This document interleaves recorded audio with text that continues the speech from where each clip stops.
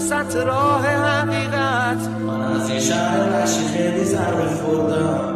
من از کرم به پروانه شدن زور شدم. من از هموطن خوب دیدم تهمت و قتل و ریا. من فلسفه سرم عبد قسمتم در ضمن هر کسی میتونه یه من باشه، هر منی که خودش بخواد.